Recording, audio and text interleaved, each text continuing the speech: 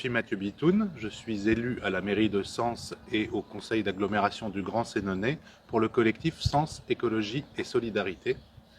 Nous voulons vous adresser aujourd'hui un petit message pour vous alerter sur une situation qui nous semble assez préoccupante pour nos écoles. La semaine dernière, les services de la mairie ont informé les écoles d'un changement dans la logique du financement des sorties et notamment des transports pour les sorties. Concrètement, quand on regarde dans le détail, cela va se traduire par l'impossibilité pour des centaines d'élèves de faire plus d'une sortie dans l'année, du fait des budgets déjà contraints et surtout qui baissent dans les faits depuis des années. En début d'année, nous avons eu les débats d'orientation budgétaire, puis le vote du budget à la mairie de Sens. À cette occasion, nous avions alerté fortement sur la probable dégradation des services publics liée aux réductions de coûts qui étaient annoncées. La majorité nous avait rétorqué que cela n'aurait pas d'impact et notamment que cela se ferait par de la numérisation ou de l'optimisation et de la mutualisation des services. Nous voyons là ce qu'il en est réellement. Subventions du rallye du Grand Sénonais et d'autres événements du même type. Diverses exonérations de taxes d'occupation de l'espace public, par exemple, pour des entreprises privées. Ou encore la location pour plus de 70 000 € du chapiteau pour la foire de Sens.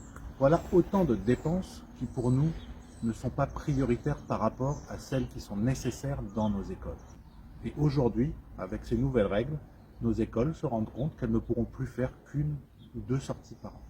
Ces quelques milliers d'euros qu'il faudrait investir, ou en tout cas allouer à nos écoles pour leur fonctionnement, ils représentent en fait beaucoup de choses. Ils représentent la véritable attractivité de notre territoire. Pourquoi ?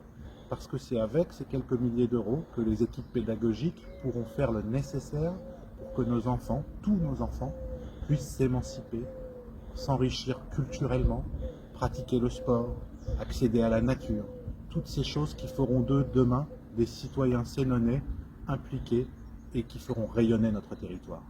Nous demandons que les enfants de cette ville, les élèves de nos écoles, continuent de bénéficier des transports gratuits pour se rendre aux activités organisées par leurs enseignants. La majorité de M. Paul-Antoine de Carville ne trouve pas les quelques milliers d'euros qui sont nécessaires pour maintenir cette gratuité. Nous sommes en mesure de l'aider à les trouver sans aucune difficulté. Il faut garantir à tous les écoliers de notre ville un accès équitable à l'offre culturelle, sportive, environnementale de notre territoire. Pour conclure, nous voulons vous dire que nous soutiendrons toutes les initiatives qui viseront à faire reculer la majorité sur ce projet de coupe budgétaire que nous trouvons complètement injuste.